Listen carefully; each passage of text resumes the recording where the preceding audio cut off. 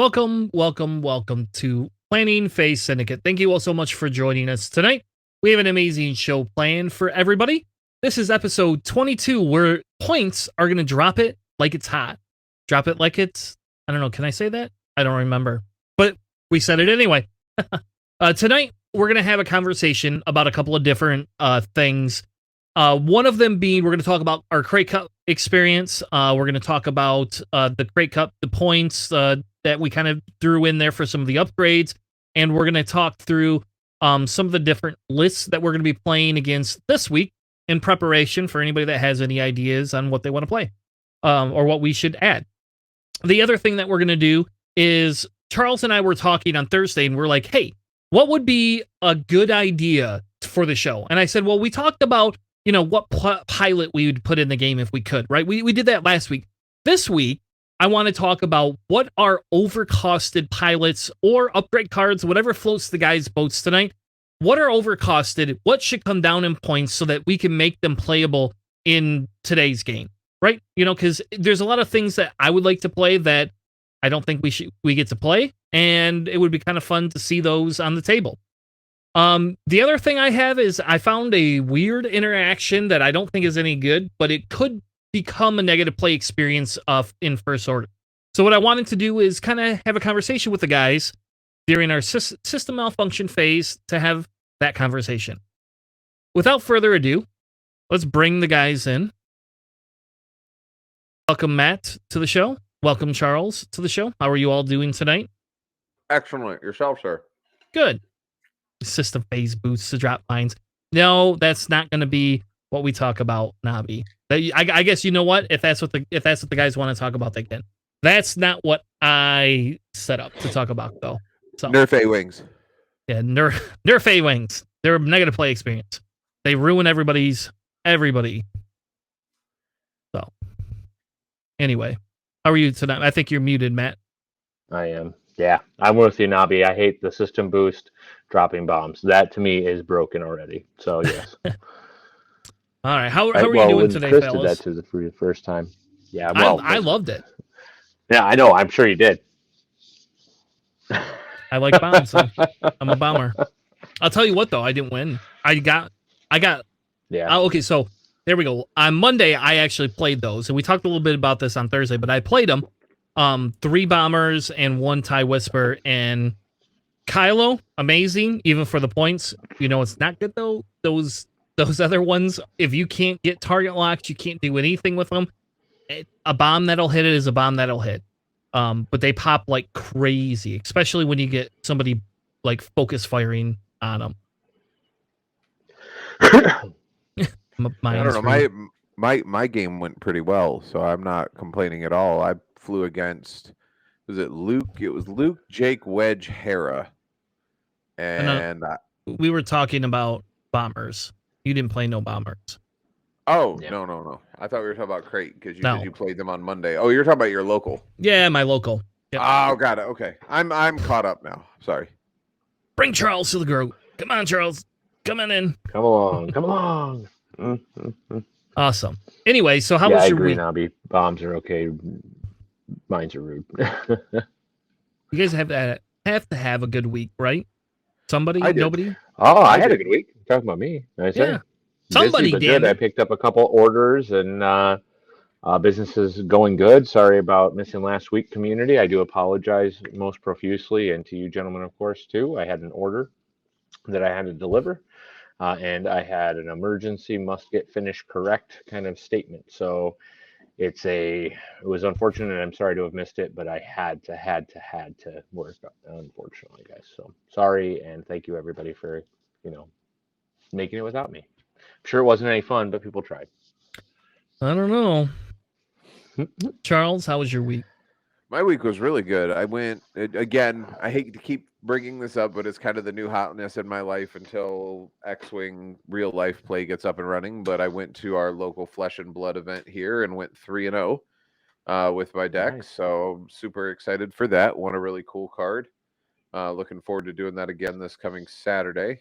Worked a little bit. Got to play some Far Cry 6, which was fun. Got to play Ghosts with Chris, which was fun. all in all, pretty solid weekend. I'm tired, but I'm doing all right. Awesome. I went apple picking today, so I think I walked 10 miles. So What there's kind of that. apples? We got Galas and Golden Delicious and Jana Golds. Ooh, those are gonna be some good. Are you making them into choices. pies, or what are you doing with them? We make applesauce mainly. Mainly, I make applesauce. Bless you. Gesundheit. Like, so just out of curiosity, this has nothing to do with the podcast at all. This is not Star Wars related in any way, shape, or form. But how do you make your applesauce? I peel and core the apples with my apple core peeler, and then I lightly chop them, boil them in water with a little bit of salt, a cinnamon, a little bit of nutmeg, and if they need to be sweeter, sugar. Nice. I've only ever made applesauce in a slow cooker, so I've never made it for the purposes of making it. It's always been like a side dish at a holiday meal. Yeah, and yep, Yeah. So yeah, we you make it in, like, basically your spaghetti style pot. That's what I usually do, because usually I make enough to fill like 3 quarts. Oh, okay. And then what I do is we eat it over. We only do this during apple season, and then we eat it. This is a food show now. I could talk about that, just so you know. I could talk about this for hours. Just No, you're as an fine. FYI. I'm genuinely interested. Like I said, the only way I've ever made it was, again, peeling, coring apples, just like what you just said. But then what my family would do is we would take them and just chuck them in a slow cooker on high with nutmeg and cinnamon and just let it cook for like Thanksgiving morning. And by the time Thanksgiving dinner came around, they were all mush and basically applesauce by itself, because the natural liquid inside of an apple helps break it down.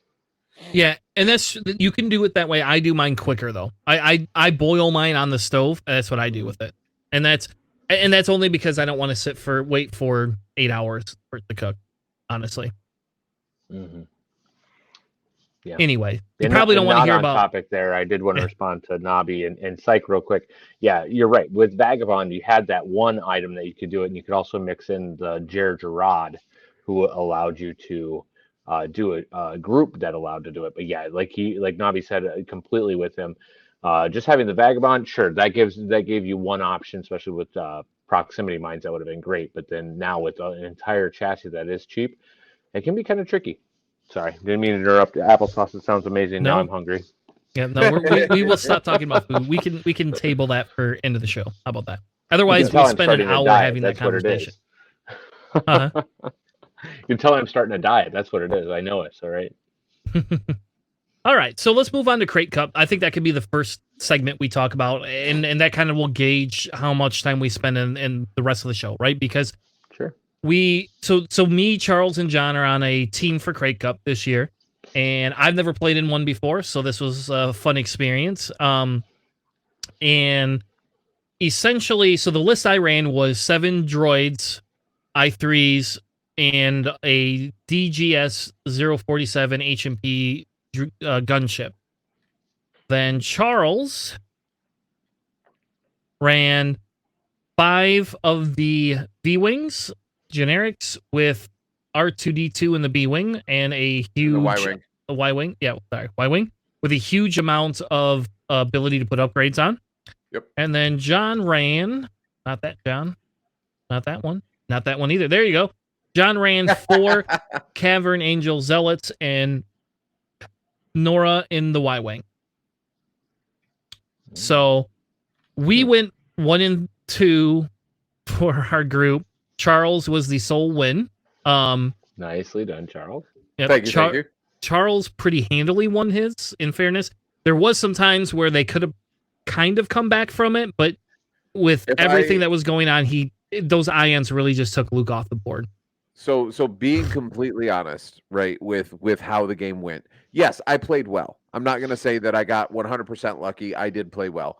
But there were a couple of times where he got foolhardy and decided to let off the gas on a ship that was close to being dead in order to start putting damage through, because he had a ship at range 1. So he switched target priority and went to a different ship and ended up missing that. And then when he took the shot that he thought was going to be the slam dunk to take a ship off the board, my dice came up strong and he would miss that shot. And that left 2 V-Wings at 1 health respectively each, still on the board and still taking shots that he couldn't answer, and being able to catch Luke 2 turns in a row with the Connor nets and just keep him locked with nothing but a focus and not being able to, really do a whole lot because I was out of arc on a lot of the shots really helped.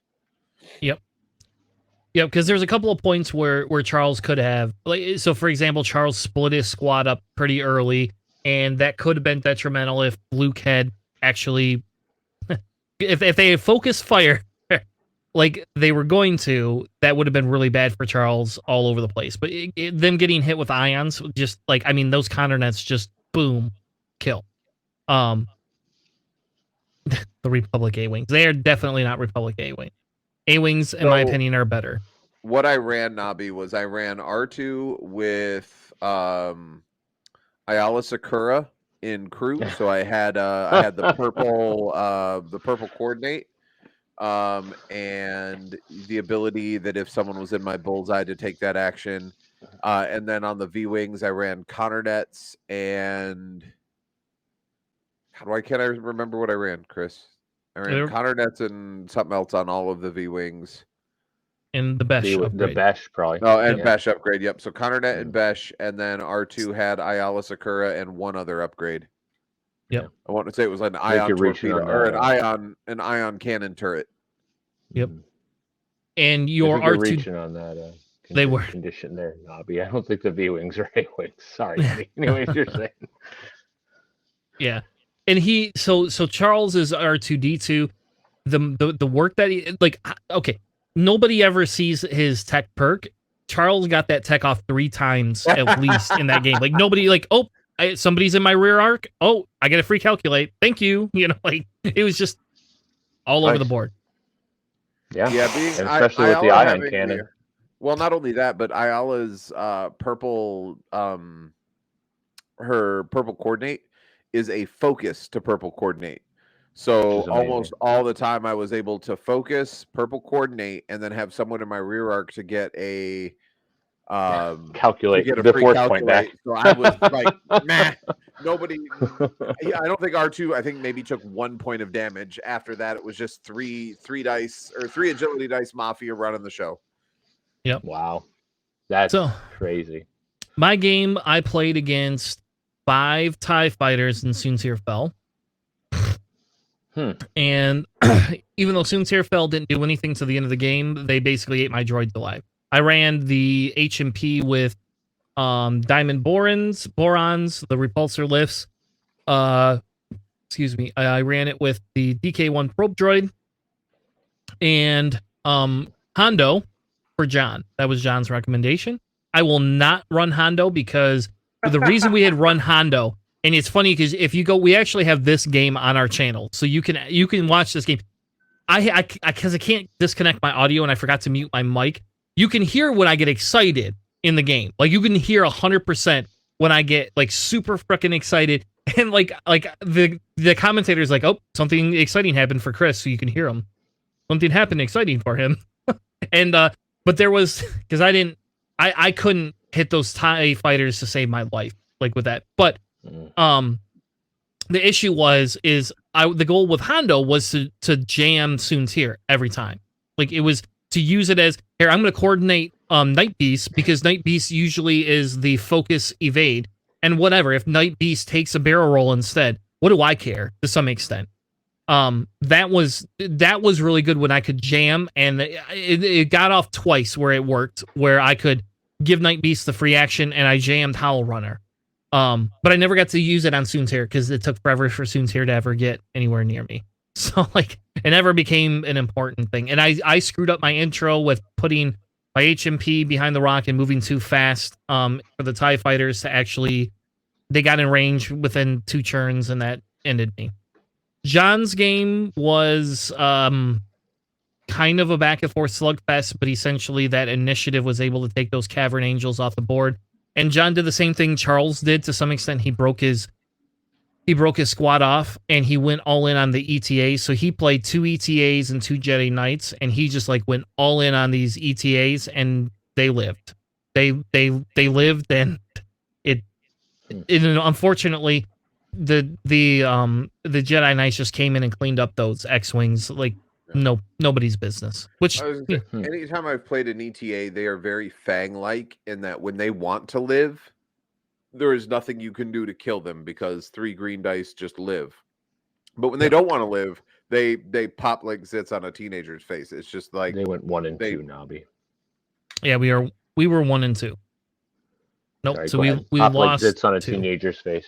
Yes. Yeah. Agreed. Yes. So my V-Wing Mafia ran the show, and then I was hoping that either Chris or John would win to pick us up the first round victory, but it's okay. We're submarining. Yeah. We lost the first round, and now we submarine the final table. That's right.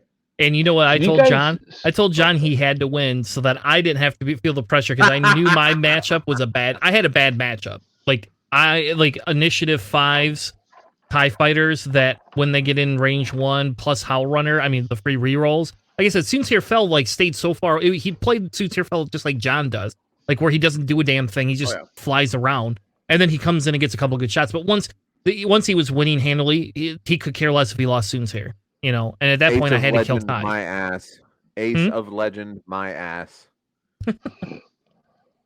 So, do you guys play the same ships on the next matchup, or do you play different ships? Okay, same so ships. You guys constantly do? Do you have the same loadout always, too, or can you switch out the loadout? Nope. It's a sideboard loadout. I was going to say, it's same pilots is what you get. You get your pilot and ship chassis. That are all the same, and then you're able to manipulate your upgrades however you want based on what your opponent is running. Interesting. But do you know what your opponent's going to be running ahead of time so you can switch up or no? We do now. Well, so the thing is we know what ships they're running. Gotcha. The same breath, we don't know what upgrades because they're sideboarded. It's revealed when you sit down at the table what the other person decided to run. Mm-hmm. Yep. And Nobby, I didn't take the bait because I fly Soontir. So I was like, screw that. I'm just going to go in on the 5 ties. If I can remove 2 ties turn 1, and he removes 2 droids, who cares? You know, then I have 5 droids left and an HMP. And I was not able to. He took two droids off the board before they could even shoot. So, yeah, it's going to be hard. And you just weren't able to answer? Is that what it was either, Chris? Yeah.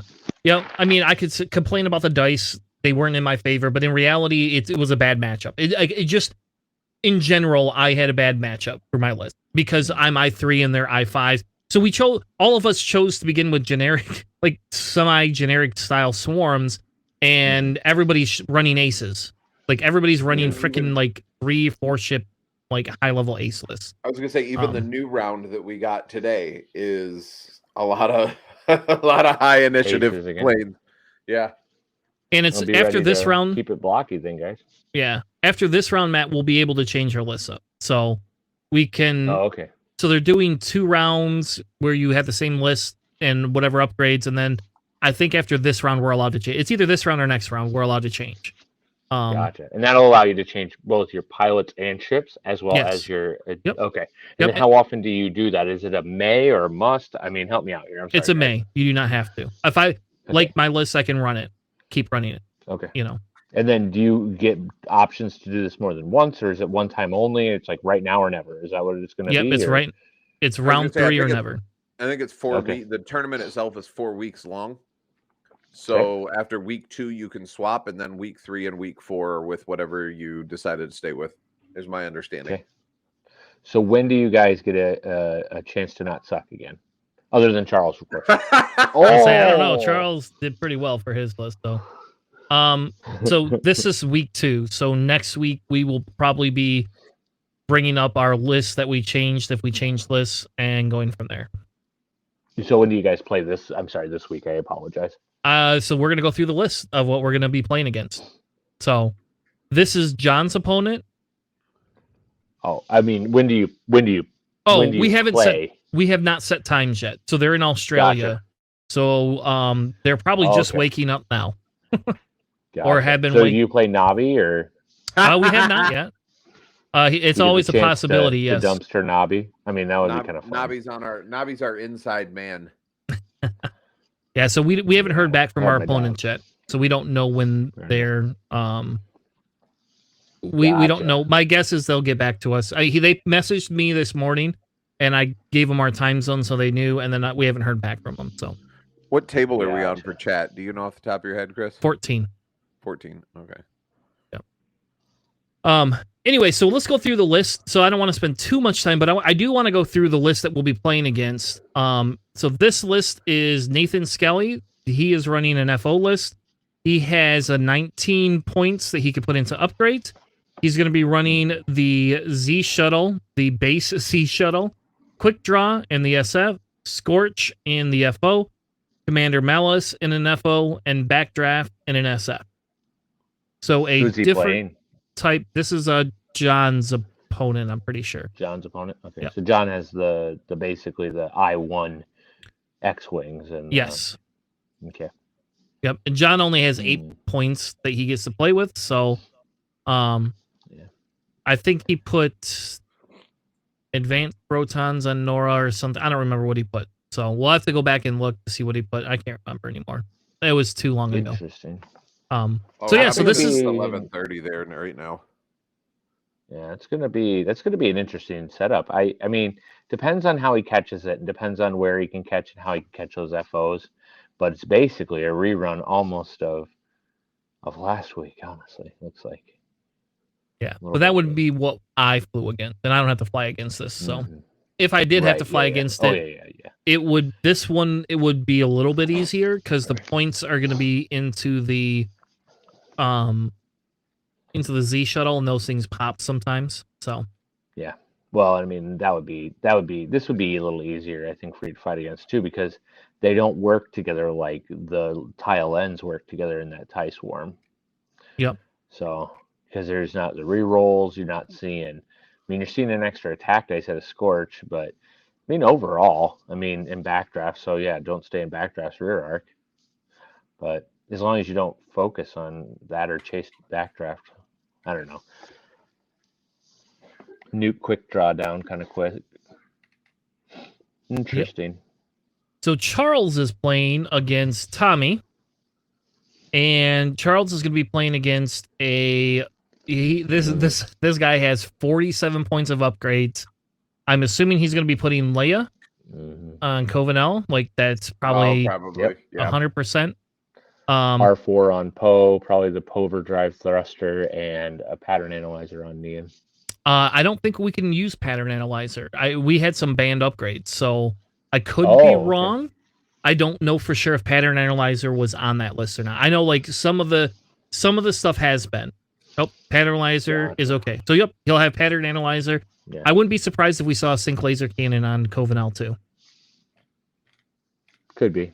If it were me, I would be putting that on. I would probably do APTs on Poe. You got a little bit of PA is okay. Okay. I think I'm going to stick with my list that I had last week as well. I think I'm going to go in with the Connor nets. Well, don't give away too much information here, buddy. Oh, it's okay. It's okay. It's a fun thing. So go ahead. I know Nabi is working for the enemy. Nabi, I'm flying A-wings. Yeah, I mean, that might not be bad. You actually have a good chance with this one, too, if you can get in there and kind of... Some of these you're going to be able to take out okay, and it'd be dangerous to get in behind you, and that's all Poe ever wants to do, get in behind you, so... Yeah, I mean, I don't know. I'm not playing A-Wings, Nabi. I'm just being a smartass. Yeah. So I think this list is... I think this... So if I have to rate this matchup, I guess like GSP does, I would say this matchup is closer to a 50-50. And maybe give 55% to Charles. Again, I think it depends on how they fly it. But Covenel Covenel's going to kind of be like the sitting duck to some extent, right? And then you're going to have Poe doing Poe things, and Neonub's going to try to get behind. I mean, they're all trying to get behind him. So really, like all it does is benefit Charles all across the board, like hands down. This genuinely benefits Charles. So. They're going to have to somewhat joust you and then run away. That's what they're going to have to do. And hopefully I can hit one of them with the ion cannon from R2. And if I can start that ion chain, that I know where he's going to be, and then wherever he's going to be, I'll just make sure the butt end of one of my V-wings is pointed there so I can drop another counter net and just stun lock somebody. Yep. And you might want to think, can you put, did you have points to put synchronized console on R2? That might actually I'm be... not sure. I don't think I'd put sync laser cannons on this, just so you know. I probably wouldn't put sync laser cannons on Cobanel. No? Why not? Because her extra dice only comes when it's a primary, and so she's already gonna be throwing 3 most of the time anyways. So what's the point in? And because she'll never be calculating because she has no way of picking up a calculate, so she wouldn't have any. So I mean, She's realistically, Chris, between you and Leia. if I do the counter nets on my entire list except for R2. So I do counter nets on everyone. Give me 2 seconds here so I can get you point totals. I mean, I only say because if you could all I'm saying is that gives you the ability with R2-D2 to be able to steal, oh no, those are I1s, aren't they? And he's an I2, isn't it? No, they're all I2s across the board. Okay. So you still have that option to steal that target lock, right? If you need to. That's all I'm saying is you can now have double the triple modded, Right. So the way it's built out now, I'm 200 flat with Ayala Sakura and the ion cannon turret and counter nets and Besh.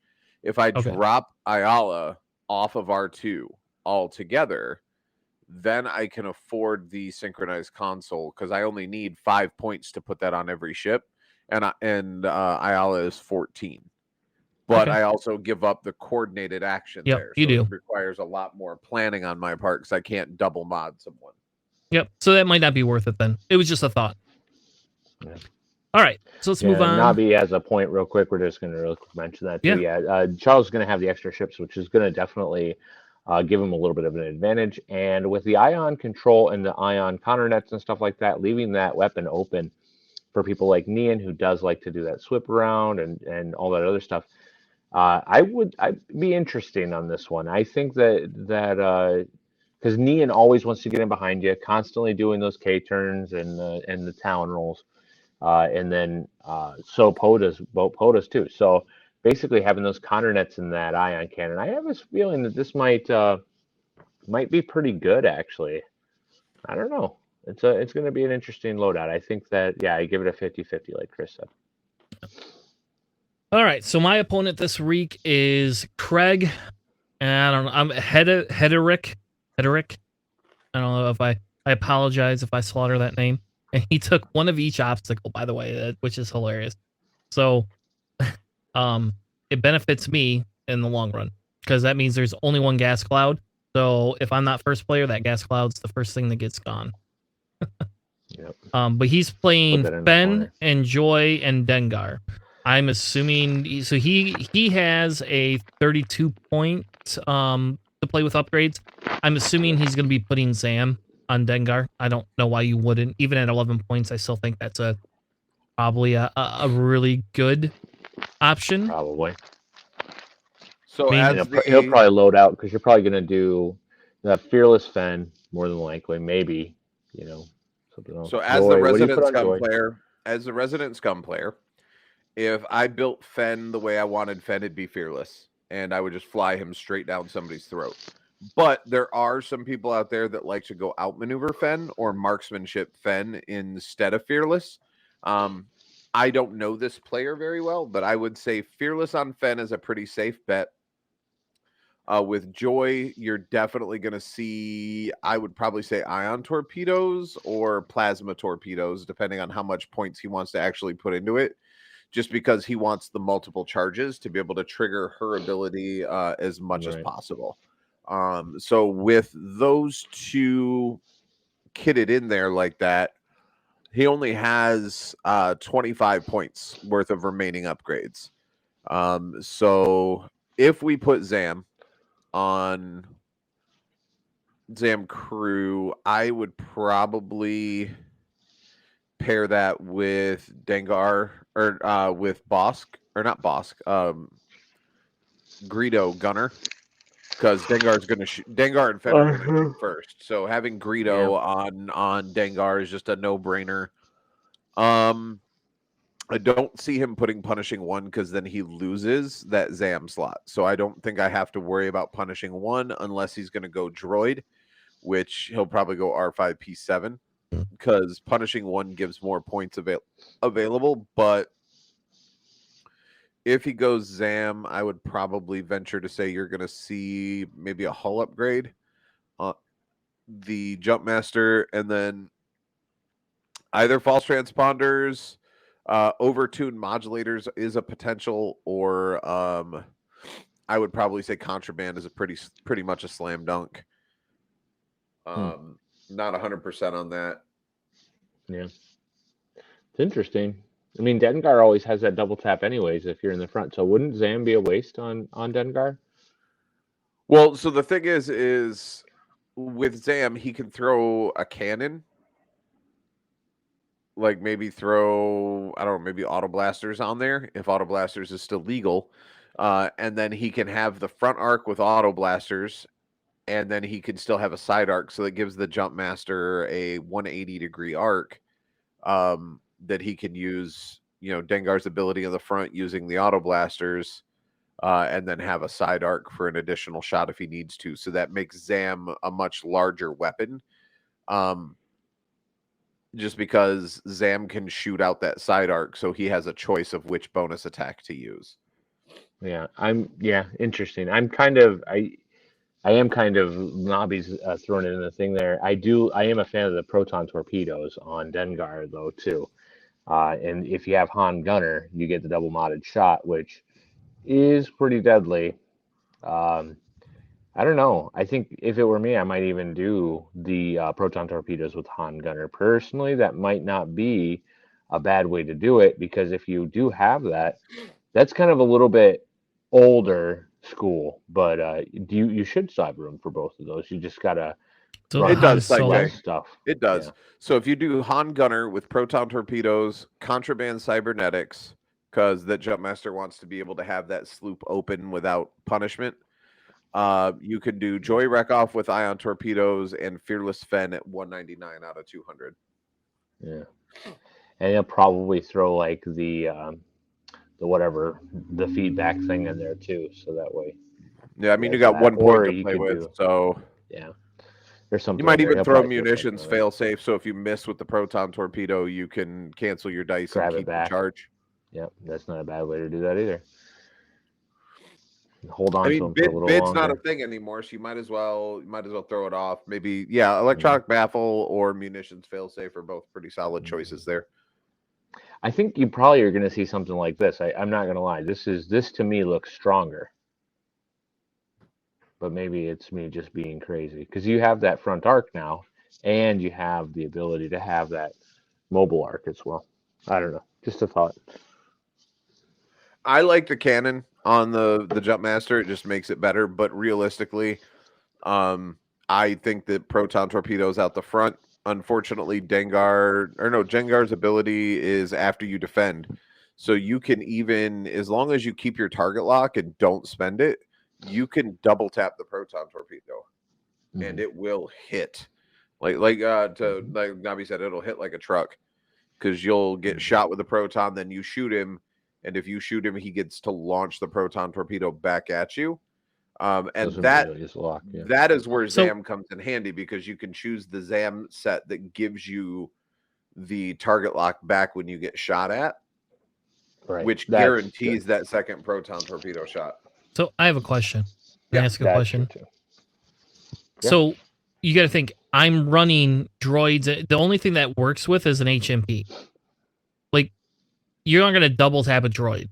You shouldn't have to double tap a droid with proton torpedoes. If you do, well, you double tap somebody who hit you.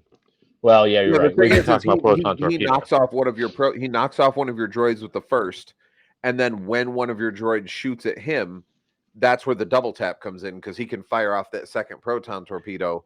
And with Fenn and Joy's, but he would have to have a lock on the other one. I've got 7 of them. Who's he going to lock? Right. But that's what I'm saying. Instead of running Han Solo as the gunner, and take off contraband, cybernetics, and munitions failsafe, you can actually fit Zam Crew on there. So the minute you shoot at him, he acquires a target lock on whoever shot at him.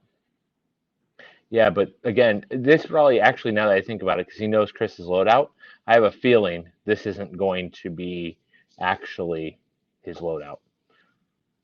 Because now that I think about it, you're going to be looking to have, well, maybe with the ZAM, maybe with the proton torpedoes, but you'd be looking at a cannon. Cannon would be better for something like this, because you're going to be shooting repeatedly. Having proton torpedoes is great, but there's only 2 of them, right? So I don't know. I would see far more likely to have something that's a little bit more cannon oriented against Chris.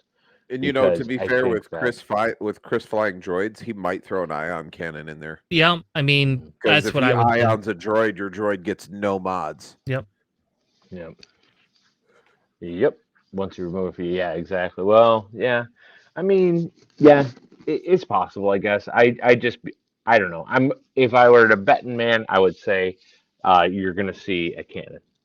Yeah, Dengar's the wild card. I definitely see Fearless Fen and Ion Torpedo Joy. Those are I'm willing to bet money on. Yeah. So the question then, is do you go after Dengar, or do you just go try to knock those fangs off and corner 1 or 2 of them? Because I think the fangs are going to be the same thing that Soontir was. They're going to be bait. Gotcha. But I don't think, can Dengar move fast enough to chase those? Yeah. Yes, Dengar can move. Those jump masters can move pretty fast, but if you catch them doing the wrong directions, though, Chris, that's where it kind of becomes key, because they do move more easily one direction than the other. So that's the key on those. Yep, he's going to set him in. He's either going to set him facing board right so he can make that left turn, or he'll set him on board right facing downboard so he can come down. But that jump master always wants to make left-hand turns.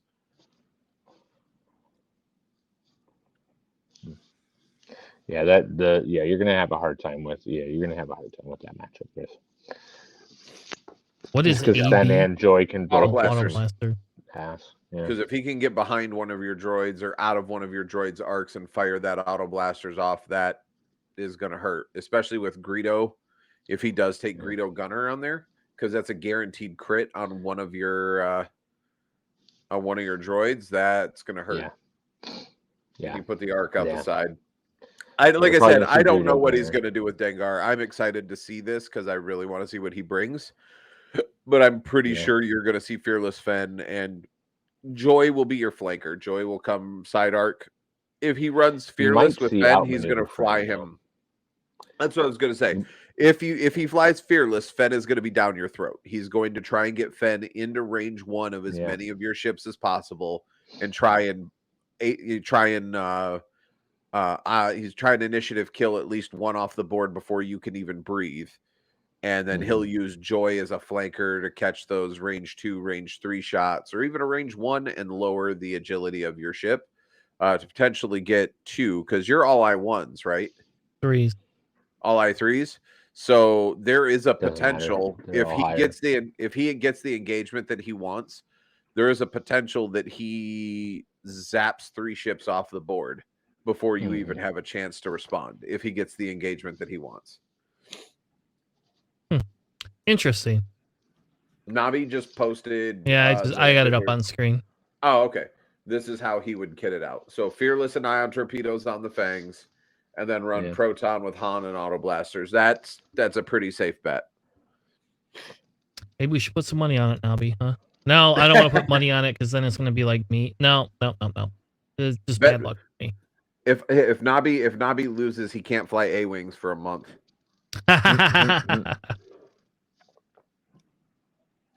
I don't think Nabi will take that.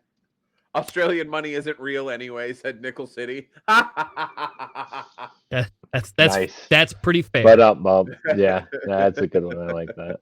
We pay in Tim Tams. So true. So true. I might be in for that, Nabi. I'll bet some Tim Tams. Oh man. All right, so those are the lists that we had. I thought it would be fun for us to go through them.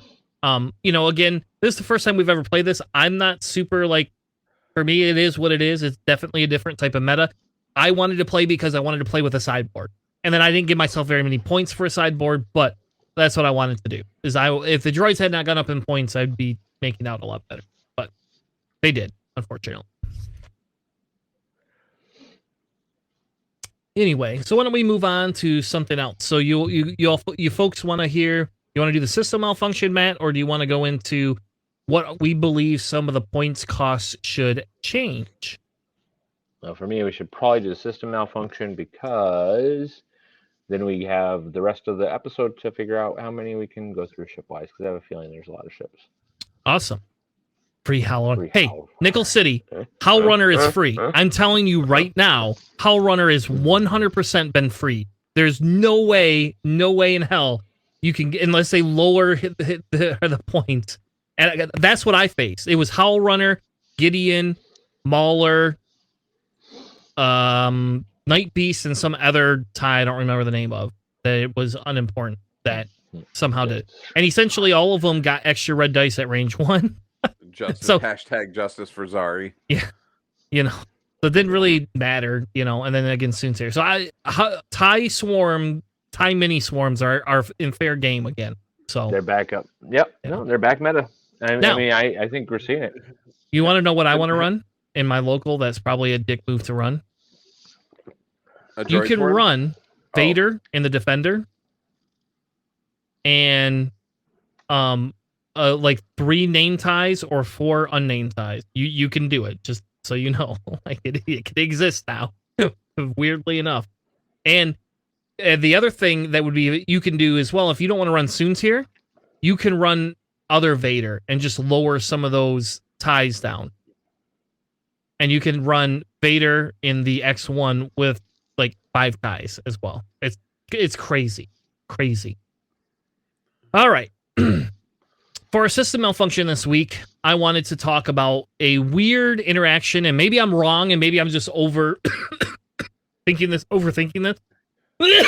Excuse me. But and this list can change. But essentially, what I did is I started with like the XI shuttle. You add tactical officer, which gives you the white coordinate, 3 points, because that's insanely way undercosted, in my opinion. You can then add General Hux to this, right? And General Hux says, while you perform a white coordinate action, you may treat it as red. If you do, you may coordinate up to 2 additional ships of the same ship type, and each ship you coordinate must perform the same action, treating it as red. So he moves. This moves at initiative 2. You can run all these at initiative 2. I still have 19 points right here to play with. And that's with all initiative 2. But you can run this first order courier, and you can essentially coordinate 3 ships. Mm-hmm. All of them have to be, red coordinates, right? Or stressful actions. A red coordinate, yeah. Yep. But they all have the same action because if you run all the same ship. Mm-hmm. Now, on top of that, you can run biohex codes. If you're this courier, you can target lock one of these TIE Whispers to begin with. Just immediately. Just say, yep, I'm going to target lock you. Here you go. Merry Christmas. And what that does is then when you coordinate or jam, if you have a lock, you don't care what range it is. And then General Hux, on top of that, doesn't tell you a range. There is no range. Now, logically, you probably would keep all of your TIE Whispers pretty close together anyway. But it just says you coordinate 2 additional ships. Coordinate has a built-in range. Coordinate has a range built-in 2 range. of the ship. Okay. Mm-hmm. But what happens if you use this biohex code, right, and you don't have it? These two don't contradict each other? Well, so yes, yes and no. So you can, if you have a lock on, let's say you have a lock on TIE Whisper 1, you can coordinate to that. Absolutely. But if TIE Whisper 2 and 3 are not within range 2 of your ship, the Zhi shuttle, the Z shuttle, whatever it may happen to be, Okay. you can't coordinate them. So that's even better. Biohex crypt codes, because you only have 1 lock at a time. Yep. So that's better then, because I thought you would be able to actually use this to coordinate. Like, you block a ship, these ships fly, they're 3-4 range away from you. Next turn, you do a 4-5 forward, whatever you want to do. You do the same thing. Like, I thought that this would create a brokenness. So I'm happy that it's not. Mm-hmm. On the opposite side, so you could probably drop this, and now I got 20 points. Now I got 20 points to play with, which puts me into a Kylo if I want. But I would probably do a Kylo in there. Yeah. This still works because you can put sensor buoys out there, and then everybody can take their target locks early. The other thing with this bio-crypt codes sensor buoy only works for the ship with sensor buoys on it. What? Really? They don't work. So they're not like a probe droid. So these are stupid then. Who the hell created these? Yeah. Who in the hell created these? So it's still good though for what you're doing, right? So you can I mean, this is more fun for like being able to jam at distance, right? So basically you have that ability now. When you have that sensor buoy out, Chris, you basically have the ability to jam at range, because you can take a lock and jam from nowhere near where the ships are. So this ship could presumably circle around just the board without actually being anywhere near anything, and just being able to do that. Because you could also may acquire a lock on a ship at range 0 to 1 of the friendly sensor buoys. So you could also take a lock on a friendly ship too. And then when you coordinate, you could coordinate from range as well, right? So you could basically run this around the outside of the board, while at the same time your ships can be active in the center. So it's interesting. It might be good. It's not as good as you thought it was. See, and I didn't think I thought it was a niche thing. So you're telling me this is not like a probe droid, and this is stupid. Sensor buoys are stupid. Stupid. Yeah. They're worthless. It's only the ship that's flying on it. They're kind of fun for like Tivy-Tav, and they're low point costs. So basically, they're just fun. That's 4 points. All right. I officially say this is dumb. I'm sorry. Like, so okay, you just drop this shit. Yeah, I guess we're moving on. Like, either which way, I think these biohex crypt codes are still important. Like, I still think that those at one point could become an important. It sucks because now I got to choose between sensor scramblers and this. But to me, this kind of makes sense because, you don't have the target lock on here linked action, right? It's not a linked action, but if I could still take a target lock at range 3, not spend it, come in, use the jam any way I want at that point, At that point, then why am I guess this is a coordinate. I now have 24 points, so... Well, there we go. Put Kylo Ren on.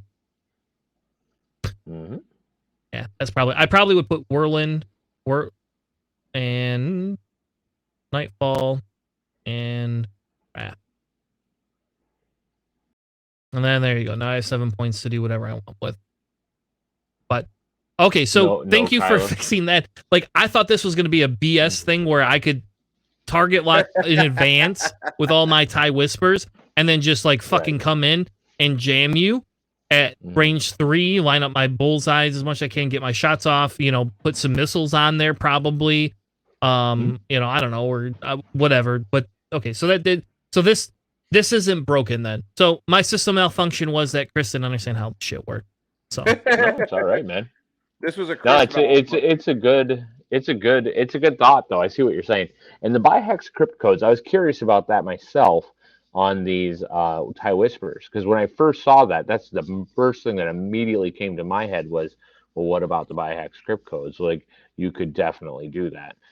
I wish that the buoys were like probe droids. That would be awesome. But yeah, because I'll be honest, I guess I've never ran them ever. Like, even when we first got this, I don't think you and I ran those together last year. I don't think I ran them once. I don't think Talk about the TIE Whispers or the sensor buoys? The sensor buoys. Yeah, I ran them. Okay. I ran those, not with the biohex crypt codes. I ran them on the Xi shuttle, but that's where I realized, obviously, because that's where I figured out that you had to have it basically on that ship only. So it's like, initially I was like, oh, it's going to be great, and then I was like, oh, it's kind of crap because it really very seldom went. But I will say, I had better luck when I ran it with Tavison, and being able to do Tavison stuff. So Tavison and the Tavison and Biohack script codes are pretty cool, and having the sensor buoys. Yeah, I guess I think this is. There you go. That'll flip off our next next round. Sensor buoys should just be a free fucking upgrade. There you go. 0 points. Nobody needs them. Nobody will even run them at 0 points because I can run sensor scramblers for 1. You know, or automatic target priority. In this particular case, I don't know. For first order courier, I could see a sensor buoy being useful. Why? What am I going to do with my 2 dice? So you can lock so it's all support, right? So you can lock any one of your friendlies at start of engagement, and then on the next turn you can tactical officer, and you can do it. Now you could always throw your coordinate to them, right? You're talking about your locks, right? You're having a problem with your locks. Well, there you go. Now you can throw a lock over to one of your friendlies, because you got the next round you have that ability to do it. All you have to do is fly your own ships, which you actually have control over, near those sensor buoys. You know what? And there you go. That's probably fair. This is what I was gonna run at my local tomorrow, just because I could, because I thought it would be a fun. No, I don't. Now I think I'll just run ties. Abort mission. Well, I mean, there might be better things you could run with it. You might be able to do a ship that's a little harder to approach. What was that, Charles? So what list did Psych J just post, Chris? I don't know. You want to bring it up? Hold on. Yeah, just to see what it is. But yeah, I don't know. I probably would switch out the shuttle for a Tivitab or something like that. Oh, personally. Oh, sensor buoys by hack scripts. Yep. Feedback pings. Cluster TIE missiles, bombers. Yeah, now I got to run TIE bombers. I hate them. It's interesting. It's not a bad setup either, though. That's all right. Cluster missiles, counter nets, feedback ping. Yeah, it's not a bad setup either, Psych. Well, maybe it looks like our Thursday night fodder. If nobody joins us, maybe that's what we'll be running. There you go. Maybe we'll play with this. I don't know.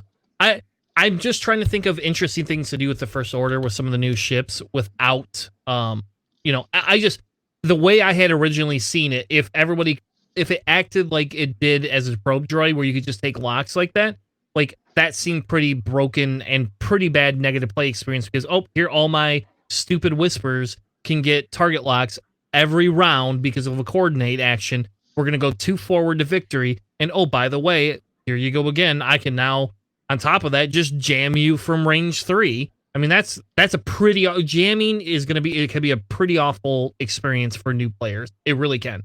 I hated it I hated it more than I hated Torkel Mux for a while. And that was when I first started playing. Now I will say I think Torkel Mux is worse. Sorry. I hate Torkel Mux so much. Put me in Torkel Mux. I do this. I would trade out the other for Epsilon, Petty Officer Thanison, and do biohex script codes and sensor buoys. Leave the 3 TIE Whispers. Just drop them back down. So drop them down. Hold on. Let's build it. We'll drop it down to normal, right? Dump this guy. You want me to bring a Tivitab? Not Tivi. Yeah, the Upsilon, and not in Tabison. It's Thanison. Petty Officer Thanison. It's the second one up. There you go. And then that one basically will help you stay alive for a little longer, and then just do your other ones. Because if you get close to that, it's going to cause you to have your to give them stress, and then. So you just put sensor buoys. That's you don't have room for tactical buoys, officer. Biohack script codes. You don't need tactical officer. It's a white coordinate on this ship. So. I don't have enough. So there you go. You have 1 point left. I mean, I don't know if you can find a point item. Obviously, throw a point on it, but you don't really Delayed need. fuses. Sure, delayed fuses. You don't need them, but munitions failsafe. So you don't need either of those two things. Now you aren't able. In the fairness, though, you're not able to coordinate 3 ships, though. You can only coordinate 1 ship at a time. Not with General Hux. Well, you're not doing Hux. Yeah, Hux. You're not doing Hux, Hux at all. allows you. Hux has been removed. Hux isn't going to help you out. Hux Sorry. is a traitor. Yeah, Hux isn't useful. Can I ask why? Setup. Why he's not useful? I mean, for initial, but you have to stay near. You have to stay near your whispers. Whereas with this, Thanison can kind of stay back from the fight and do a lot of help from further back. I don't know. But he can still only coordinate it. Well, you're right, because I guess you could coordinate 1 ship, but that's it. Mm-hmm. Yeah, exactly. I'm not saying anything, but I mean, it's another option. Spoiler alert, I guess. Spoiler. I don't know. It's just that's how I would run it. If I had to run a list like you had, that's what I would do, Chris. Okay, yeah, fair enough. Just because I think that those epsilons, if they come for the epsilon, as long as you can maneuver it so it's not so in the way, and like you can have that room, they can be pretty good. Yep, and I like this one too. I like Grudge. In fairness, I really do like Grudge a lot. And the other one I ran was Breach. I like Breach too, but I don't know. I do like if you want to go with a bomber. Maybe I should do this. Maybe I'll go with a bomber list at my local because I have all these ships. I could do this. I was gonna say you can coordinate a boost as well, or a barrel roll, and then they can do their, because you can do the system phase boosts. You can do the, I don't know. There's a lot of stuff that could happen there. Okay, so I have a quick question. If I coordinate the barrel roll, do you get the linked action too, or no? You don't, right? Yes. You do? Yes. No, yeah, you do. If you choose to take the stress, yeah. Okay, so the only time you don't is if it's like an advanced sensor, because advanced sensors specifically states you cannot take another action. So oh my god. So this creates a whole different scenario. You can boost, barrel roll, target lock, 1 forward, 2 forward, or 3 forward. Yep.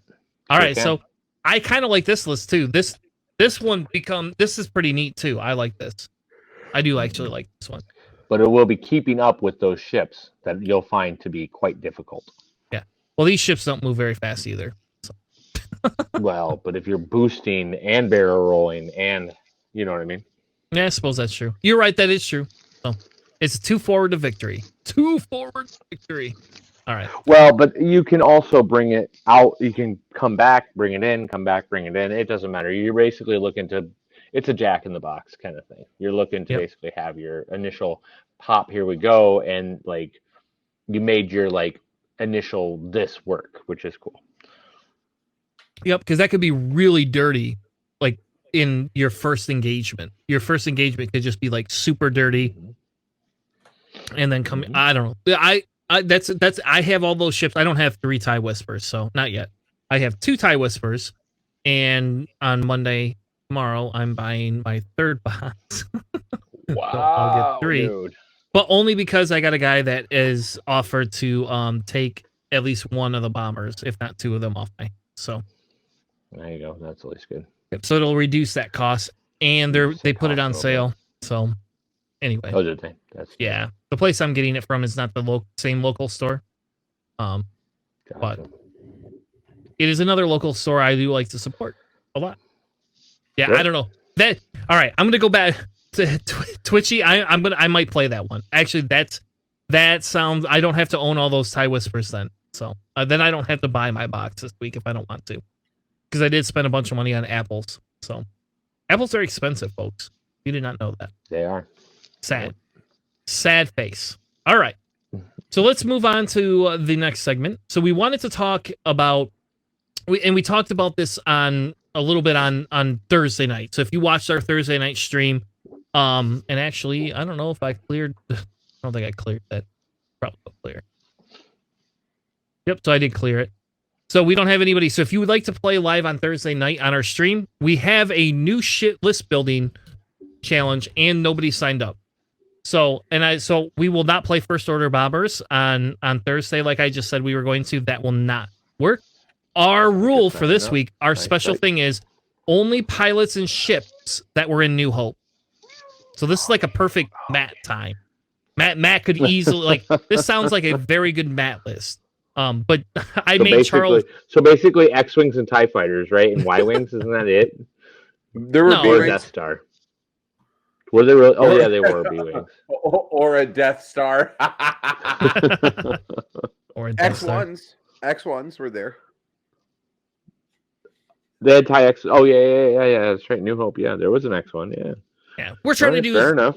We're trying to Falcon. do some weird. You can run the Falcon. You can run the Falcon, 100%. You can run the Falcon. You can run It's like X-wings, Jay says, Y-wings, B-wings. Arrow was there in the background. Yeah, But so was the Outrider. No. Nope. Not technically. No. Technically, in the remastered version, there was a YT 1300 that flew out of Mos Eisley. YT 2400, you mean? Or yeah, the 2400. Sorry, Nabi, we're talking about. There weren't A-wings. I don't think so. I think there was. No, I don't think so, Nabi. But we're talking about New Hope. Our list building challenge for play this Thursday is only ships that appeared in New Hope. And I have to rewatch New Hope now. Now I'm curious.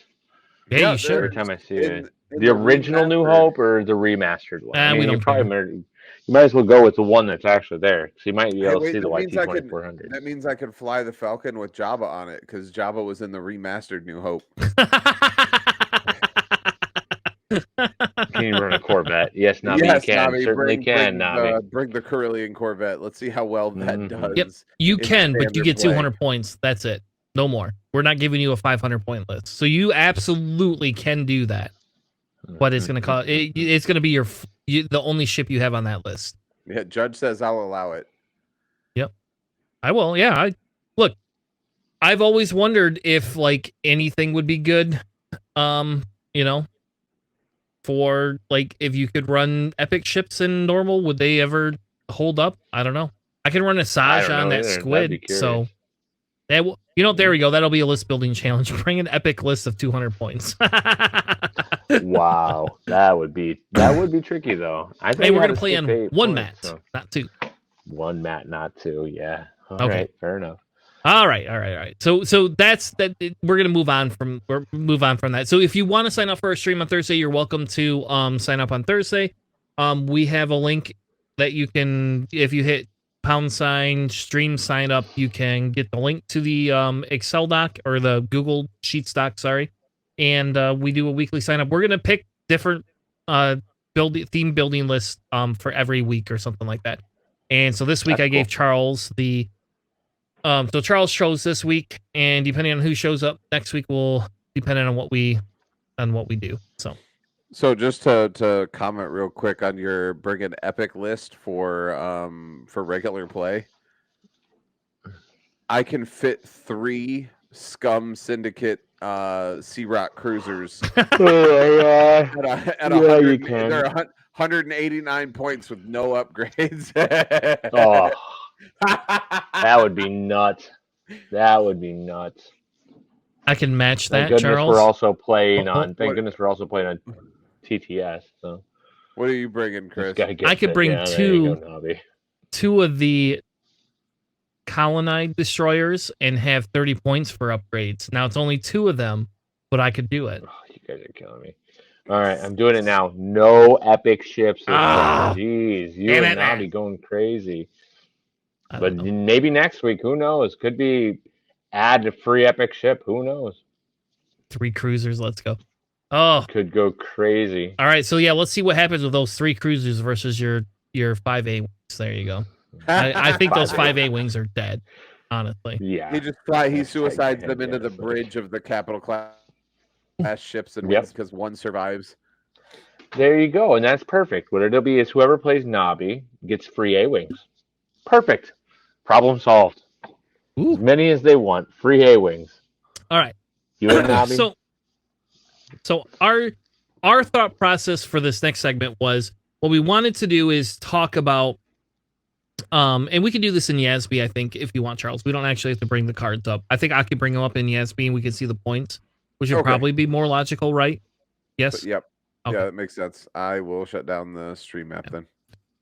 So what we wanted to do is, so Charles and I were talking about this on stream. We were talking about a couple of things, but one of the things we were talking about was, what if you had points on pilots that we don't play? What if we drop these points, or points on ship cards or anything, to try to bring other aspects to the to the meta? Sure, we'll call it the meta, whatever you want to call it, but aspects of the game that we aren't playing.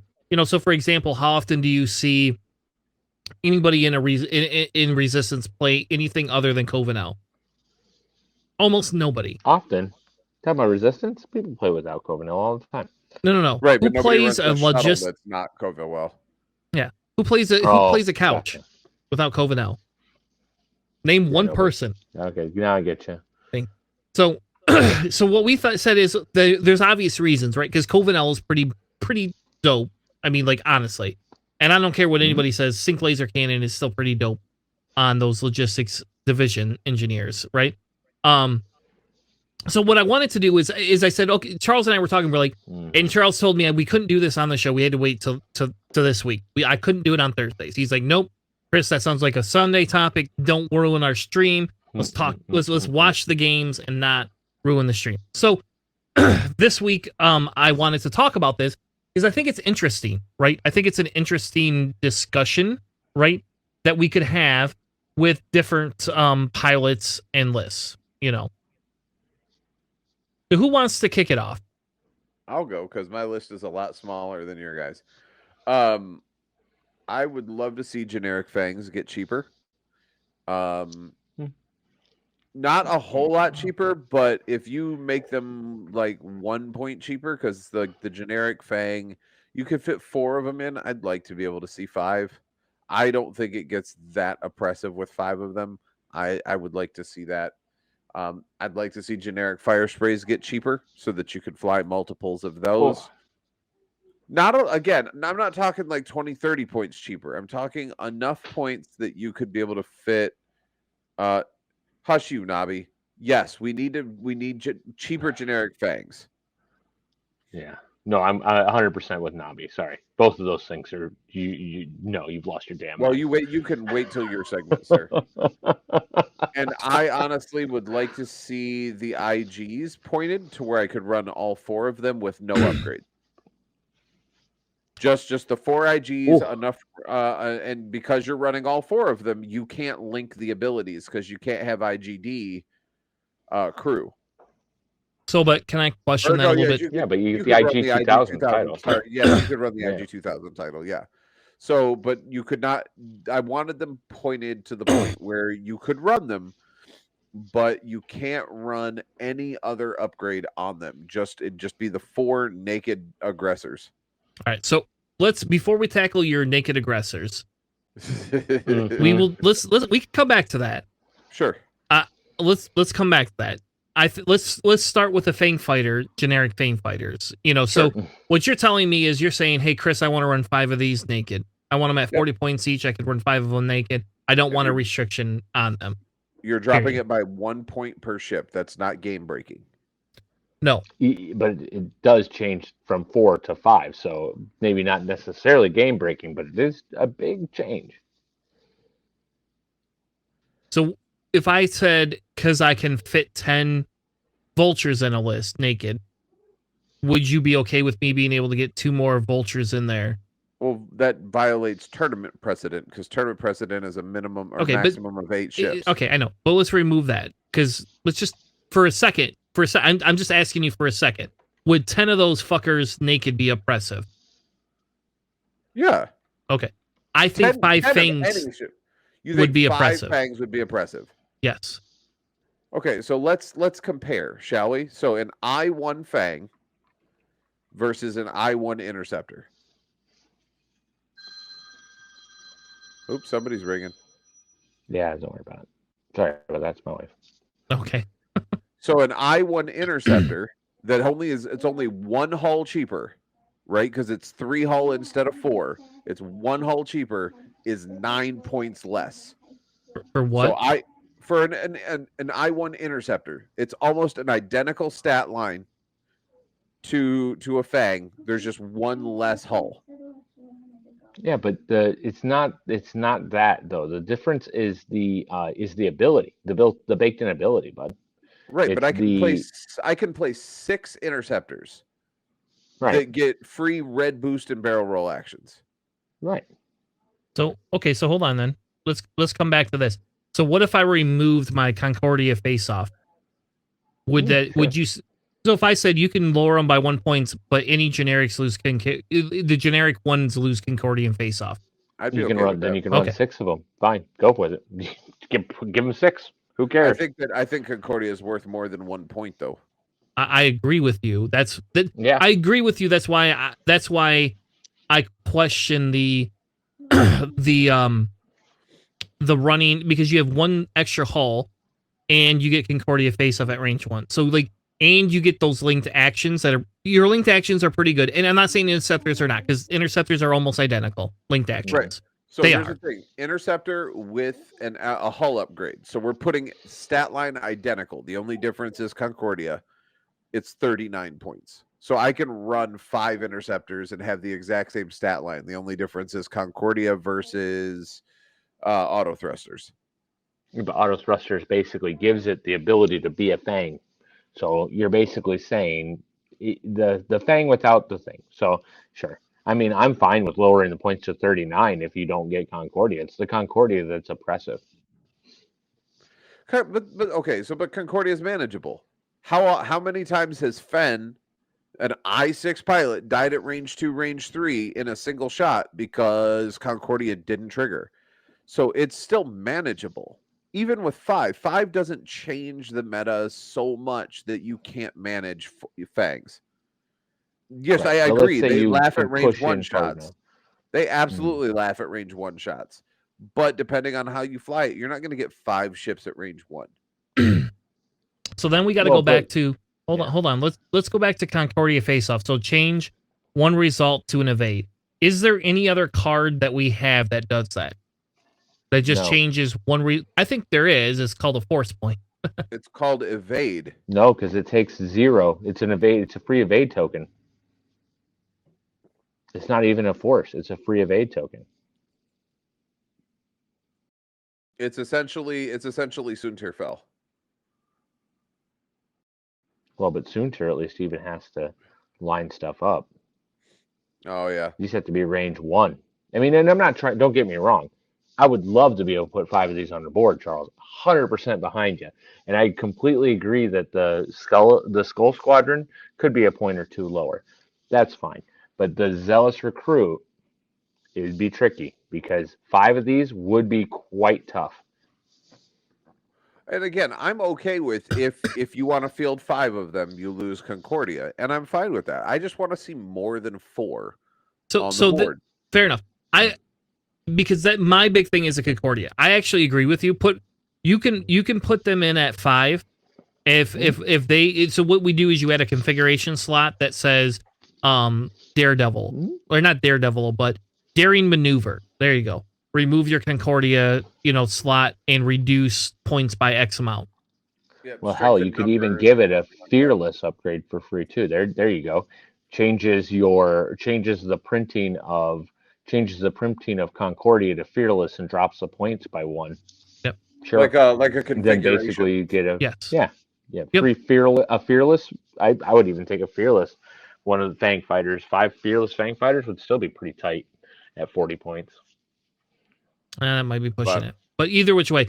So I think the big thing, Charles, is I don't disagree with you. I'd like to see more of them on the board. I would love to field 5 of these as well, or 6 of them. I think the issue is that Concordia face off. So if we could figure out that, then boom, we're done. Yep. I don't disagree with it. I think that the Concordia. and again, this was just me saying what I would like to see. I'd like to be able, because right now, you could fit, if we're just looking at generic fire sprays, and everybody will hate me, and it's fine. I'm a scum player. I don't care. Right now, the generic, because I'm not saying lower fire sprays across the board. Boba does not need to be cheaper. Crassus, Kath, Koshka, Eamon, none of them need, well, maybe Crassus, because nobody fucking plays Crassus. But and Kath may be a little bit cheaper, but mainly looking at the bounty hunter itself. You need You're I asking mean, for a 12-point drop, Charles. 12 points. yeah. Whew. Okay. I mean, it's an I2. It doesn't matter. It's a fire spray. That is a very oppressive chassis. The reason why you don't see this is because if you go up to Crassus Trellix or up to Emanazamine or something like that, yeah, exactly. So to be fair, I don't want 4 fire sprays on the board, but I would like to 40 hit points. Mm-hmm. No, I don't want 4 fire sprays, Nabi, but I would like to see, because if you put 3 of them, you've got what, 14 points for upgrades. So that's really 1 3-point upgrade per ship with something extra. I'd like to see a little more room to play with them a little bit, but only on the generics. I could see a 3-point reduction on each of these. There you go. I could see that. I could see I could 59 agree with points. 2 to 3 points. Yeah. And Nabi, it doesn't have see to it. be real. It doesn't have to be real. They asked what I would like to see. This is what I would like to see in an imaginary situation. This is no different than I want to be able to field more Star Vipers. I own 6 Star Vipers. I want 6 Star Vipers. All right. That's silly. You own 6 Star Vipers. Maybe you should You say, hey, leave me alone. You know what? I actually might be in a market for 1 or 2 of those. So You're not getting any of them. Sorry. Why not? You can't field 6 of them. It doesn't matter. They're my favorite ship in the Star Wars universe. Okay. I'm not getting rid of any of them. All right. I'm just saying, if you ever do want to sell, I might have some personality and love. I might have some things in Republic trade. Just saying. But let's move on. So okay, that I might be due. Well, I do want to say something about the IGs. Sure. I agree. If you put all 4 IGs on, you should be able to fit a special thing that allows all 4 IGs to run at one point in time. That would be interesting. Okay. With no other upgrade, just the none. IG 2000, IG 2000 upgrade because it's 1 point, and let all 4 of them run. I think that would be amazing. That would be interesting. That would be pretty oppressive too, but it would be interesting to see. I don't agree with being able to run all 4 of them. Personally, it's a massive I still don't think you should get the IG total either. Because that's have to have a big. That's a 50-point discount, dude. Yeah. Well, yeah, and they'd have to fly together. Like that's 50 the other points thing too. across 4 ships. 50 points across 4 ships. Yeah. Well, no, it's 54 3 points. 53 points across 4 ships. Yeah. Title in each one. Yeah, that's. See, I don't know. That's a lot too. But if you ran them all together, it'd have to be. Yeah, it's called Epic. Nabi's right. Ships. Yeah, you're not wrong. But I can fit. We're talking about that's too many health points. That's too many health points. I can fit 3 YVs with upgrades in a 200-point list safely. I sent Chris the list the other week, just fucking around, and it's something I can do. Yeah, I think with the stat lines for this would be too hard to do. I don't disagree. Would it be really cool to do? I actually think that would be a really fun thing. But I think so fine. Maybe the IG 2000 title changes to IG 2001, right? And essentially it's a free upgrade. It lowers it so you can have so that each one of these is whatever 200 divided by 4 is. 50. 50. Yep. Yeah. So they all become 50 points, but they all maintain this whatever ship ability you have, right?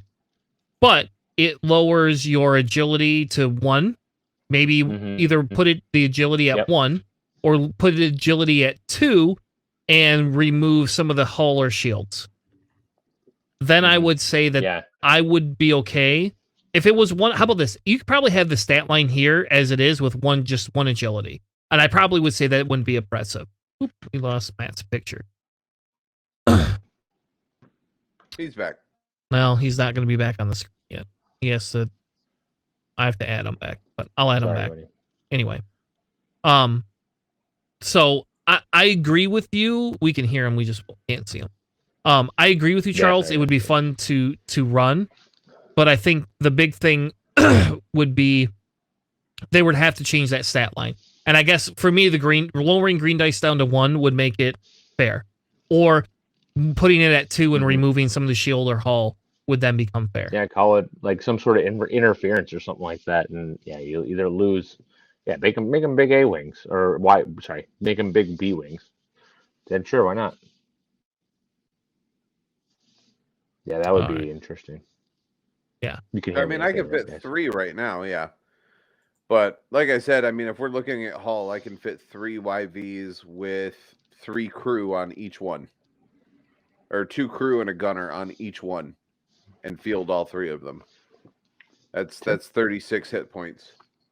All right. Well, maybe there you go. That's a test for the week. Illegal points against normal points, and we can test your triple YVs versus 4 IGs and see which is scummier. Which is scummier, folks.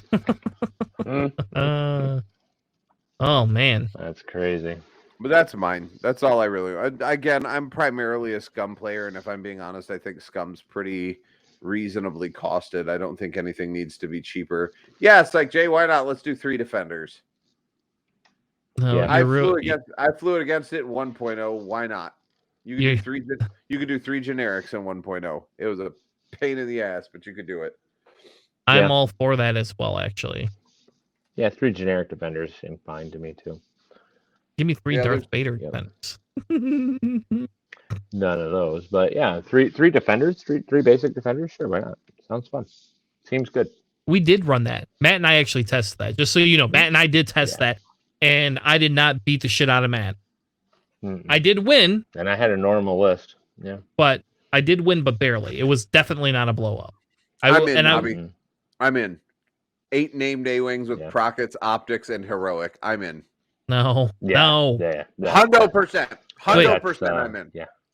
Wait, who's smoking what now? It was close. Psych, it was a close match. They're not that strong, Psych. You'd think that, but what it is they're still being punished from 1.0 would be my guess. They're a pretty powerful chassis, but it's not so oppressive that I felt like it was that strong. Like, oh my goodness, there's no reason this should be allowed. However, I think I'd feel that way about like 5 Fang Fighters.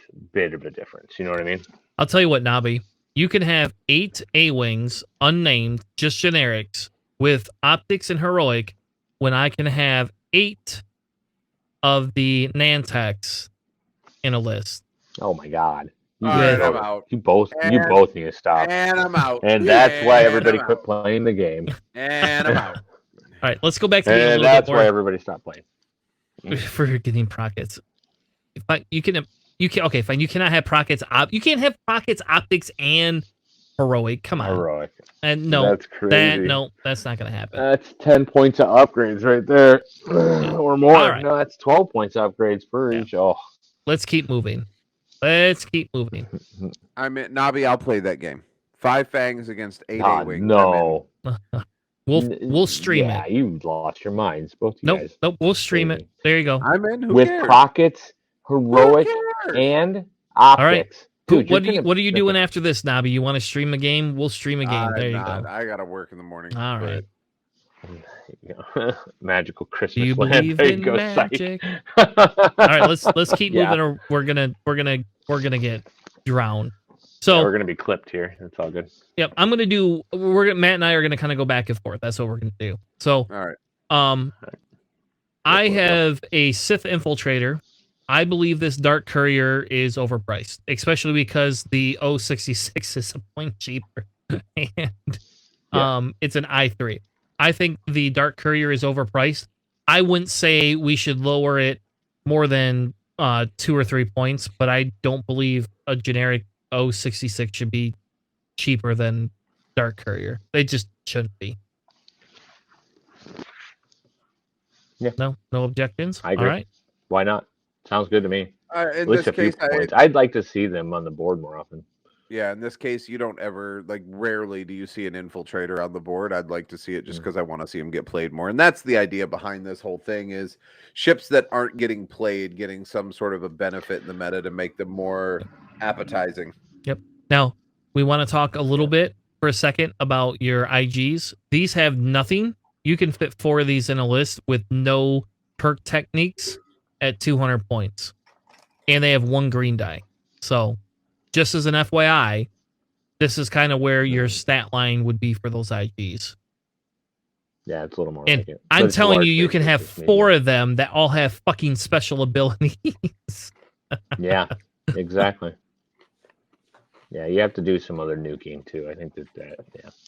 But no, I agree. think if, that's a good drop. I could see actually multiple points on those, Chris. You don't ever see them. You never see them played without anything else.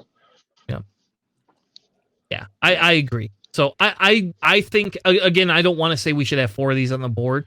I just think if you lowered this a little bit, if you lowered it 7 points, I would 100% take it with a droid swarm. It would have to be a 7-point drop though for me to take it. Yeah, I was just saying I'm not going to see 7. I would probably say I could see up to 3 or 4 maybe personally, but I don't see 7. I think that with a droid swarm would be very oppressive. Yep, and I agree because you have the double cruise slot, you get payload slot, your title only costs 3. There's a lot of things, and title gives you jam now. So there's, again, I don't disagree with you. Like, I think we have to be careful, but if you dropped it 2 to 3 points, I don't think it would be a big deal. See, circling back just to compare 1.0 to 2.0. Sorry. In 1.0, to get Concordia on the Fang, it was an upgrade you had to take. It was like a configuration. So I would go back to that to lower the points of the Fang. Yep. Well, that's kind of like the discussion of why do I have my enhanced jamming suite attached for free to a Whisper? Just fucking take 14 points off and let me run 5 of those Whispers without it. Anyway, that was a discussion from last week. So, Matt's first one, we'll go through, I don't know how, I guess I have to reload the page. It's Rebel. Yep, it is Rebel, and I could click on Rebel. And that's, in fairness though, that's the one faction I don't know what I would do, personally. So Matt picked the X-Wing, and Matt had 2 E-wing. pilots.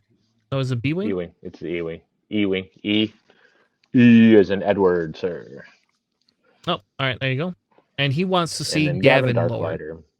I like Gavin a lot. I played, I want to say it was Psych J, or it was somebody else at my local that was running Gavin in the E-Wing, and it was really good. It was really good. I mean, you see Corrin, but you don't really see Gavin. Gavin is basically, it's the E-Wing, which is awesome. But then also, while friendly ship performs an attack, if the defender is in your front arc, the attacker may change 1 hit to a crit result, which is pretty awesome. You just don't ever see it. So, I don't know, a couple points. I just would like to see him on the board more often, and I think that would really be cool with some of the shenanigans and stuff like that you can do nowadays, being able to switch hits to crits like that. Pretty awesome. Yeah. I actually don't disagree with that really. I kind of like this. I like his ability though. So I really think that's a great ability. That's very similar to what things I would probably run. You also had Biggs, right? Yeah, Biggs is in the X-Wing. Yep, I have the Biggs as well. Yep. It's just one you don't really see very often, but I think it really kind of epitomizes or really just does what the Rebels are supposed to do. It basically is an X-Wing while you're friendly ship at range 0 to 1 defense before the neutralize result step. If you're in the attacker's attack arc, you may suffer a hit or a crit to cancel 1 matching result, which, I mean, you're basically the sacrificial lamb, right? So damage is being done to you. You only have 2 shields. It's not like you're going to constantly be doing it. Why is it up in the top 3 for points? I mean, it's being threatened for something. I mean, it doesn't seem that good. Maybe I'm wrong. Maybe I missed. I say drop at 5 points. I would drop that 5 points instantaneously. I agree with, because it's only an I3 too. So yeah, it's not we lose Charles? I mean, at least a few points. We lost Charles. All right. That's good. You can't complain. Yeah. So With selfless back in the day. Yeah, that's probably true. Psych. Yeah, I'm guessing they're punishing it for something, which is it's fine. It happens. I just as they're saying which ones would you like to see? Those are a couple I'd like to see. all right. Another one. You had 3 defenders, so I think we can. We're gonna keep going. Yeah, I'm kind of Oh. going through. I'm just looking at your list because I see Mm-hmm. the defenders, and I agree with you. Like I would drop the defenders. Yeah, somebody threw it in there in chat, and I see nobody had it. And I completely can agree that you should, whatever the points are that you need to drop to. Is it 66 points? Is that what it is? Yeah. Yeah, 66. I actually would I challenge and completely say agree with that. 65. I mean, sure, why not? I mean, honestly, they're not that oppressive. I know that like this would be something I'd play against it any day of the week. I don't really enjoy playing against them. I'll be completely honest with you.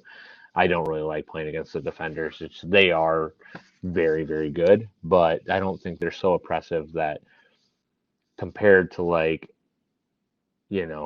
compared to some of the other things you can face out there, 3 defenders is not that bad. Sorry. I mean, they are not great, but in I1, Nobby, yeah. Yep. Next one I had on my list is Yeah, I know, Nobby. I'm not trying to say that they're fun to go against. That is definitely not what I'm saying. What I'm trying to say is it's not the most oppressive thing ever.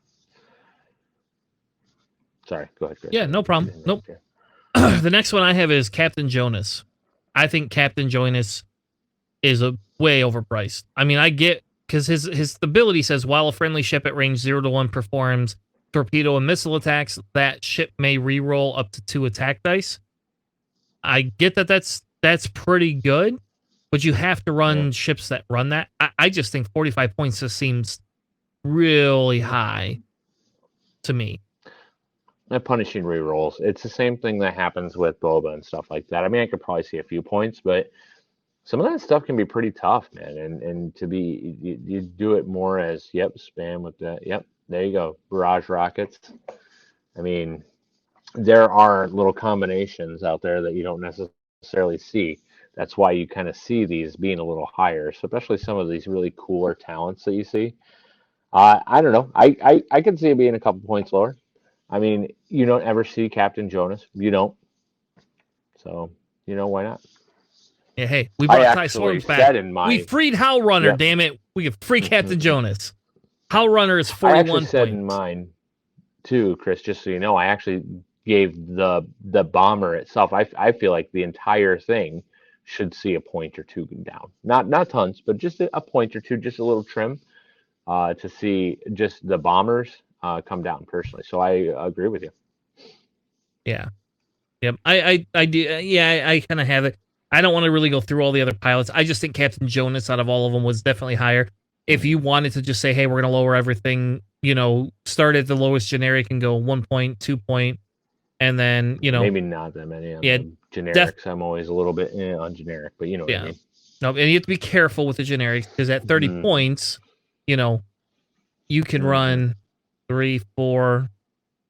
Yeah. You can run 5 of these with 50 extra points. You can run 6 of them with 20 extra points.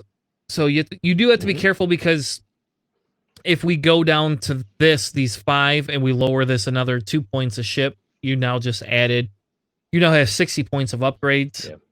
Yeah. That's pretty big. That would be pretty hardcore.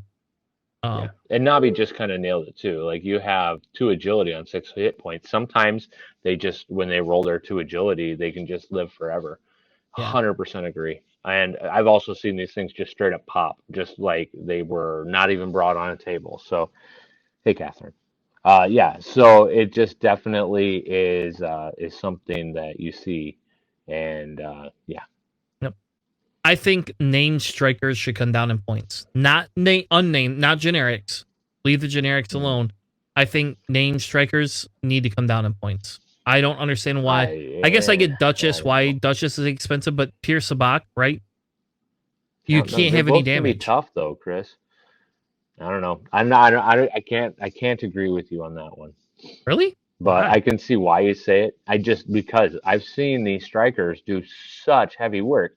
John flies those things, and he does very good with them. Not to mention when you mix it with that, especially the generics. Oh, you're talking about all named. yeah, just the name. The generics need to stay the same. And I don't Oh, think they're I would. gross. I don't know if I would. I don't agree with changing Vagabond either. Vagabond Mm-mm. 100% should stay the I same. would say. Yep. I don't think it's Vagabond, but I guess I could see Duchess. Maybe not Duchess. Pierce Savak and Countdown. I could see him drop a little Yeah. bit. I mean, if it was going to happen, and it was like somebody told me it was going to happen, I wouldn't be crushed if they dropped those two or three of them by a point or two. Yeah, I mean, you still see them though, Chris. Those are stuff you do still see though. Yeah. I don't know. I could see this going down a little bit in points personally, but that's just me. Mm-hmm. Yeah, it's Here's my the extra dice, naughty. Yeah. here's my scum one. I think Zuckus and Forlam are overpriced. I think that entire ship chassis is overpriced. Yeah, I would agree with both of you. You could see a little bit of a drop. Forlom is pretty tight, but 49 points is still a lot for him. I like Forlam. We've seen how good that was Mm. before. I mean, Yeah, I it can be I tight. love the Mist Hunter in general. I think it's an amazing ship. Its dial is It is. horrible. Yeah. it's But shit die. it's terrible. But I think that I would like to see it come down in points just so that you could play it in a list. Because right now you Gand could, is hilarious too. Sorry, he Gan likes Troll. Finman. Yeah. Well, he's the only named top pilot I've ever seen that has absolutely no pilot. It's not a named pilot. Oh, That's a is it? generic. Nope, that's a Oh, generic. never mind then. Forget I said anything then. I thought that was a person. I'm just No, dumb. no. The Gan Finsmen are they're like Jawas. It's a group of like fishermen. They're force sensitive like mystic traditions. Gotcha. But that's the generic pilot. For a long time I Thank you, thought it was a Catherine. single Appreciate you. it was a long time I thought it was this I thought it was like the worst the generic pilot or the worst named pilot ever, and then I looked it up and found out that it wasn't. There you go. See, there you go. Fair enough. Fair enough. So Matt's next one was the MG Star Fortress. Mm-hmm. I mean, they're all crap. Every single one of them's crap. You never see it on the table. It's been moving its way down. I think it can continue its way down the points list. I mean, you're still not going to see it. I think the only one I I've don't know. ever seen really played.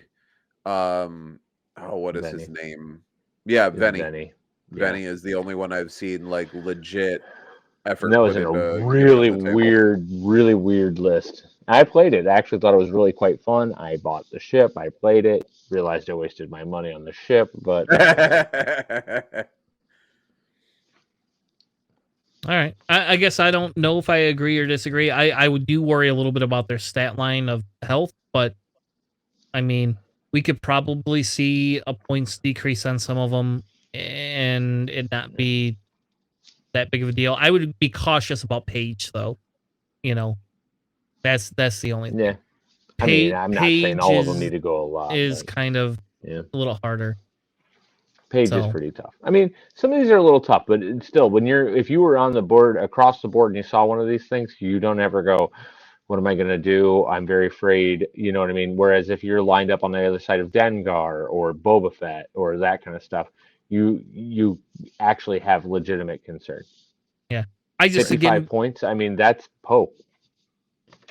I just worry a little bit about if I go down 1 point on these generics, I can now fit 4 of them in a list, and now I have 12 times. I have 48 health. I have almost 50 fucking health. Well, I only got tide 1 thickens, green buddy. agility though, but Yeah, and they're very shit. So, two attack dice, mobile, bow tie arc, nothing. You know what I mean? I would happily see 4 of these over 4 of those Sith infiltrators. oh, Sith all right, infiltrators have 3 that's fair. attack dice. I mean, I don't know. Maybe it's just me. I'm not trying to say that. Like, again, they can stay up exactly where they're at too. You're just never going to see them on the board. Yeah, I think the problem becomes I think it's a poorly designed ship. I think that's the big issue. Yeah. That's It's a horrible dial. It's just it's really slow and fast. to me. It's a very poorly designed ship. Mm-hmm. Yeah. All right. The Yep. next one is Padme and the Naboo Starfighter. So Padme comes in at 43. I mean, I'm not talking a lot, but of the ones in there, you don't see a lot of Padme. I You like see to a little run bit Padme. more I of some of like the her others. ability, but She's neat. She's got some ability. I like to see her in there. I just of the ships that were in that little group, and as I was thinking about them, she just kind of came to mind as I'd love to see her just a few points cheaper, because I'm never running Padme over Anakin. Never, never, ever. You know what I mean? If I have the option to run one of those two ships, it's always Anakin. That's true. That's very true, actually. And so I kind of agree with you on that. I actually kind of agree with that. I think Padme could come down to 41 points, no questions asked. At least give me the option, or maybe put her and the Handmaiden at 40 points. I could see that. I don't know. I'm just saying, like, that to me is, and I'm sure they have a reason, but you know, I mean, I could see it move down a little bit. Yeah, I think I agree with you on that one too. Matt's next one I disagree with, so we're not going to even cover it in any way, shape, or form. Like that's just Matt trolling me. Separatists do not need to go up in points. Exactly. And I already agree with you on the drops that you suggested, so we're not gonna go any farther. It was a troll all the way, but I didn't see anything that jumped out. You're right about the Vulture, about the Sith Infiltrator. I agree with you a little bit on that, but I don't think anything else in Separatists really need to drop much. I think Captain Sear should go down a couple points, and I only say that because I think that if we're gonna let TIE Swarms come back, give me Captain Sear. That's all I'm saying. Yeah, but you have Sear Swarms. I don't know. I think so. I say bring it back. That's just me. I don't know. Yeah, I'm with Navi. No, sorry, no. Yeah, well, if you get TIE Swarms back, and just saying, you can give me a Seer Swarm back. But we'll move on because I know that's a heavily contested. That would be a little contested, buddy. Most people would not agree with me. You didn't cover it though. I do still think Guri should come down a few points, even though she's being flown. But did I miss that? Yep, sorry. Just saying. No big deal. I just did want to mention it, so that way, Charles sees that I'm giving him some love. Guri in the new thing, yeah. I think Guri is Swarm's already back for what she gets. I think Guri is fairly costed. I'd like to see her have advanced sensors back, but that's the flag that's the hill that I'll die on. I'm gonna say in the new format, she's probably overcosted, buddy. Just saying. All right. So the next thing, if I see one, sorry, go ahead.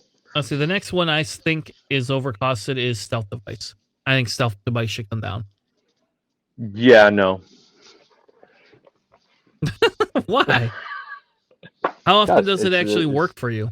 Same as a shield upgrade. I mean, why do you because I know you personally run shield up. You run Stealth Device over shield upgrade, correct? I do.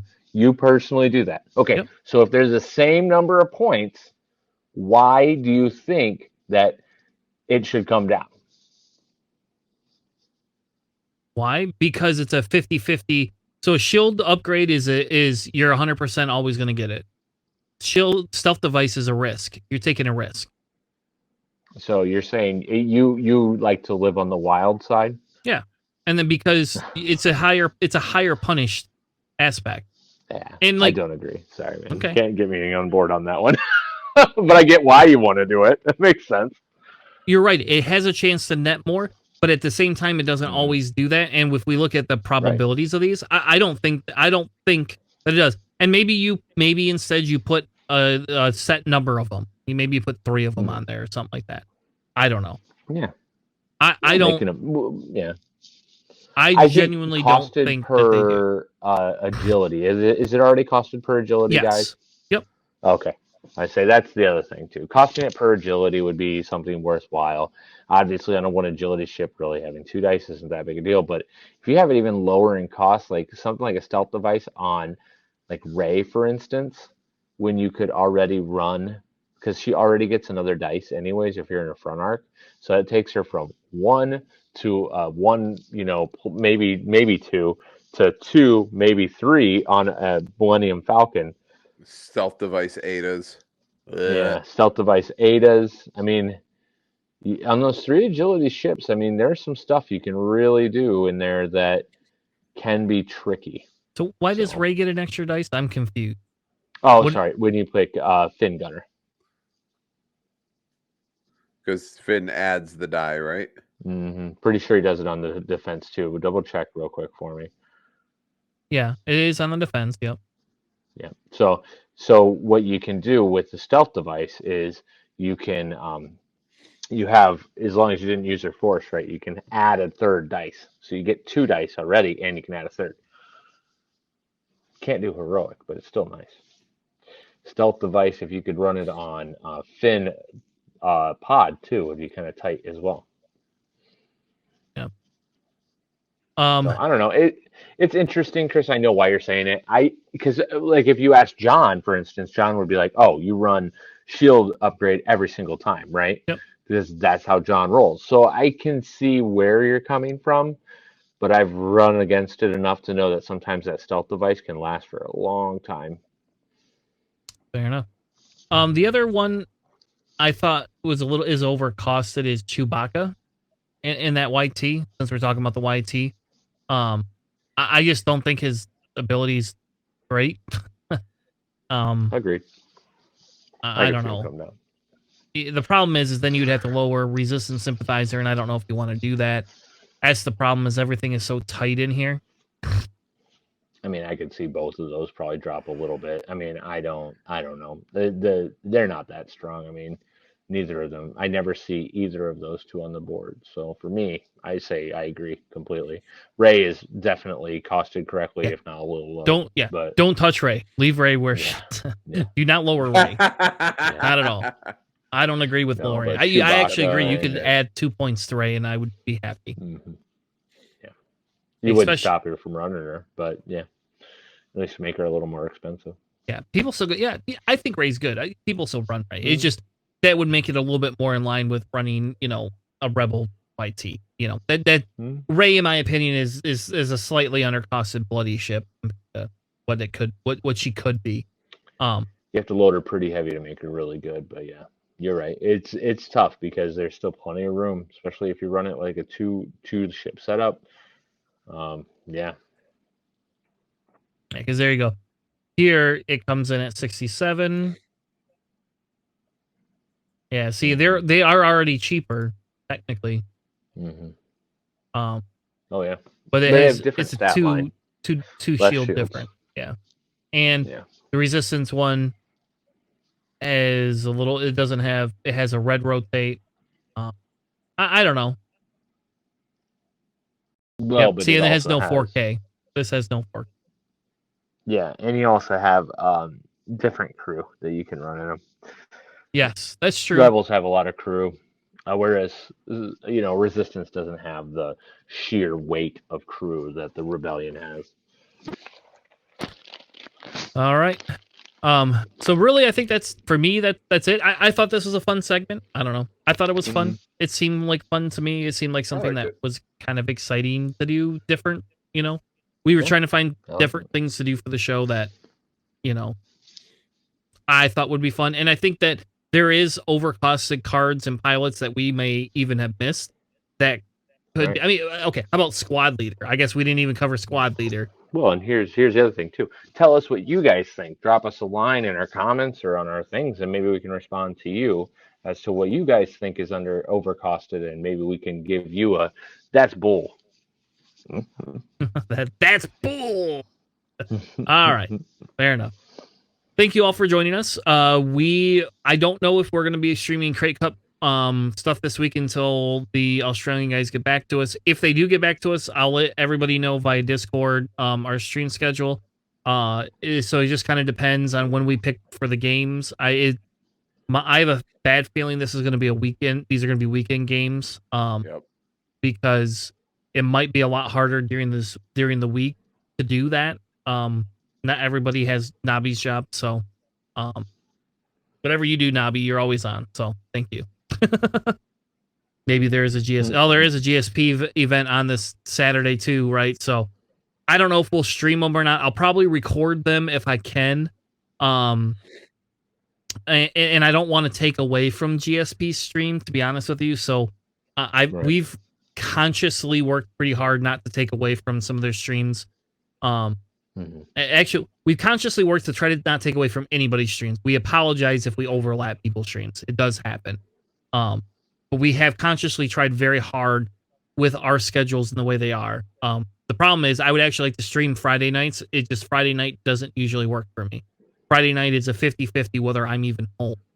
Right. So this stream may have more A-Wings need to be forgotten. Well, Nabi, you can sign up for our Thursday night, which is your Friday morning. So if you want to play, I'm sure Psych J would love to play. Were there A-Wings oh, that's right, they're not. in the New Hope? I don't know. I don't think so. Let's Google it. I don't remember. Hope Star Wars A-Wings. Because if there is A-Wings, then X and Y's, yeah. I mean, I'm pretty sure it's just X and Y's. I don't think the A-Wings show up until the third movie. All right. Well, you're out of luck then, Nabi. You could ride the new Y-Wings in Resistance. I mean, I know well, no, you can't because you can run the new Y-Wings, the old Y-Wings in Rebel. There you go. Oh, man. You can run Rebel and you can run Empire. Those are your two options in New Hope. Because damn it, Charles, a T-70 is not a T-65. That's all right. Nabi, you can run X-Wings and then show just how much better the A-Wings are. I would open up the... If you can prove it, I'll open it up to whatever New Hope has been generated. Why bother signing? Oh, come on. Because you can't run A-Wings? Is that really the end of it? Maybe. All right, so we got to get out of here. I got to get these guys to bed. It's past their bedtime. They're going to turn into pumpkins here very shortly. But we will 100% notify y'all when we get the decision on what it is. If you want to check out our Krayt Cups from last week, I got 2 of them up. The third one I'm working on getting from our opponents. I don't remember the name of their team, but I think they're Krayt. I think they're some of the Krayt team is who we played. So something about marmosets, marmalades, monkeys. They were monkeys that eat grapes. Makes more sense. Marmalades. I don't know. It's late. Fuck's sake. Some of us have. I've been up since 8 a.m. Bedelia. Yeah. Yep. All right. Me too, buddy. I'm out. We're out. Thank you all for joining us. Thursday night we will be back streaming New Hope series, and then hopefully we'll have something going for this weekend. And if not, we'll have at least the recorded sessions for it. Yes, nothing's good as a private Snapchat. Fair enough. Especially if it's Padme's. Anyway, we'll be back next week, Sunday, 9 p.m. Eastern, -500 UTC. Have a good night. See you next week, everyone.